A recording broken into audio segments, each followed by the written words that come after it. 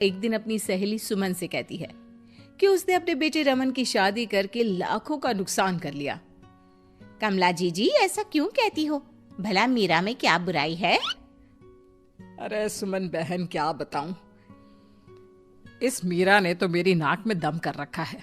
ना ही घर का कोई काम करती है और ना ही बाहर कमाने जाती है। अरे भला फ्री की रोटियां तोड़ने के लिए इसे लेकर आई थी क्या मैं?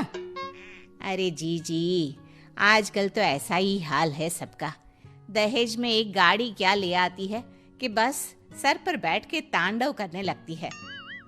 मेरी बहू मीरा तो दहेज में एक फूटी कोड़ी भी नहीं लाई, फिर भी रोज महारानी मुझे उंगली पर नचाती है।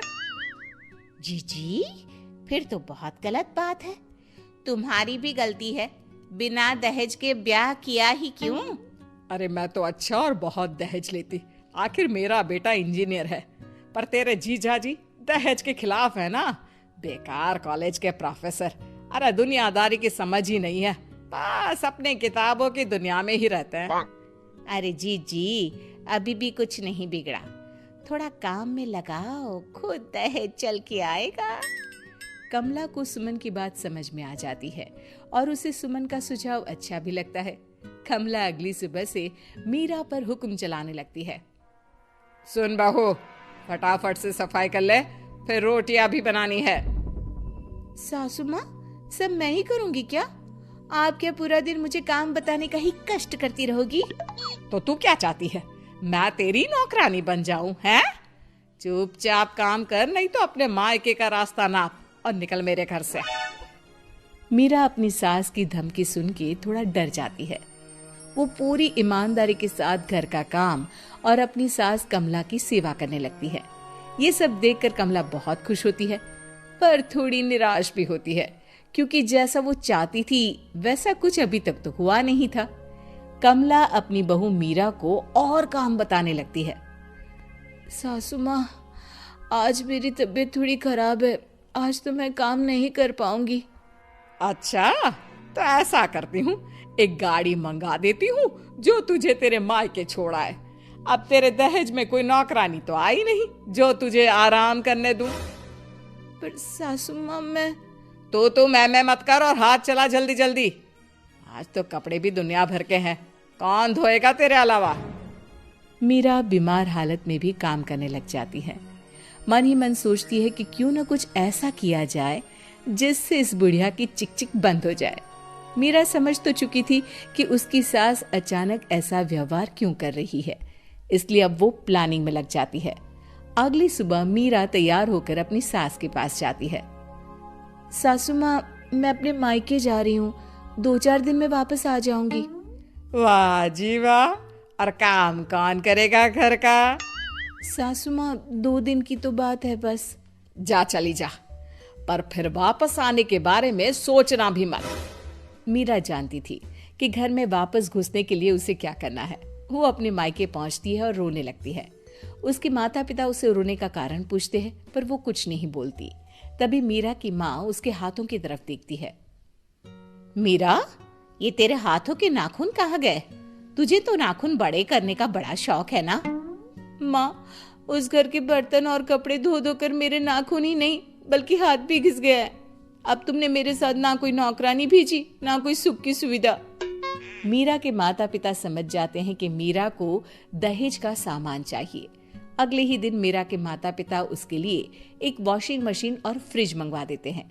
मीरा ये देखकर बहुत खुश होती है और खुशी खुशी अपने ससुराल जाने की तैयारी करने लगती है। मीरा जब अपने ससुराल पहुंचती है तो उसकी सास उसे देखकर बहुत खुश होती है। अरे मेरी प्यारी बहू, आ गई तू?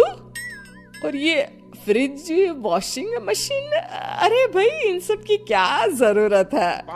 सासू माँ, जरूरत आपको नहीं मुझे है, क्योंकि घर का काम तो मुझे ही करना पड़ता है ना।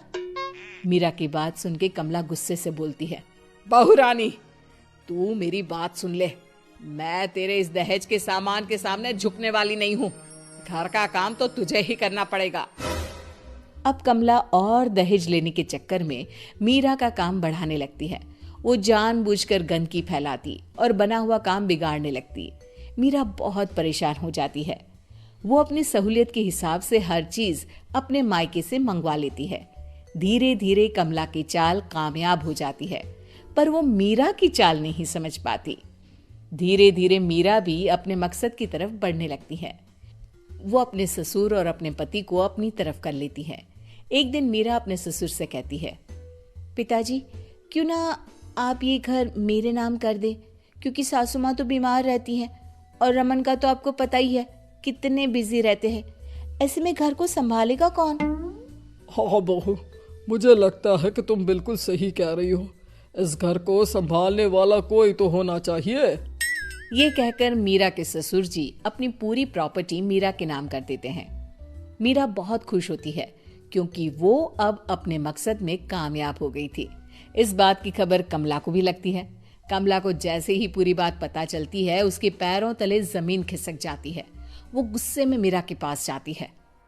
अरे करमजली, तू तो बहुत चंट निकली। मैं तुझसे घर का सामान ही मंगवाती रह गई और तूने पूरा का पूरा घर अपना बना लिया। सासू माँ, अब आप घर का काम करने की भी आदत डाल ही लो, क्योंकि अब मैं तो कुछ करूंगी नहीं।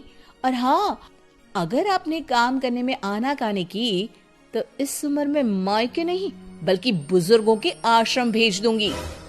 मीरा की बात सुनकर कमला बहुत दुखी होती है। वो अपनी सहेली सुमन के पास जाती है और उसे सारी बात बताती है। अरे सुमन, मैंने तो लालच में आके अपने ही पैर पर कुल्हाड़ी मार दी। काश मैं तेरी बात मानती ही नहीं तो आज ये मेरी दशा नहीं होती। वाह जीजी, उल्टा चोर कोतवाल को डांटे। मैंने तो सिर्फ काम करवाने की सलाह दी थी, पर तुम तो बेचारी मीरा को परेशान करने लग गई। अब भरो अपने किए के फल। और वैसे भी ना, एक दिन तो ऊंट पहाड़ के नीचे आ ही जाता है। सुमन की बातें सुनकर कमला अपने घर वापस चली जाती है और अपनी बहू मीरा को पूरी बात बताती है कि कैसे सुमन ने उसे उल्टी सलाह देके अपना पल्ला साफ कर लिया। कमला अपनी बहू से माफी मांगती है। नहीं सासू माँ, आपको अपनी गलती का एहसास हो गया, मेरे लिए वही बहुत है। मुझे भी घर पर कोई राजबाज नहीं करना, बस प्यार और साथ मिले उतना ही बहुत है। अब सास बहू मिलजुल के एक साथ प्यार से रहने लगती है और दोनों घर के काम भी मिल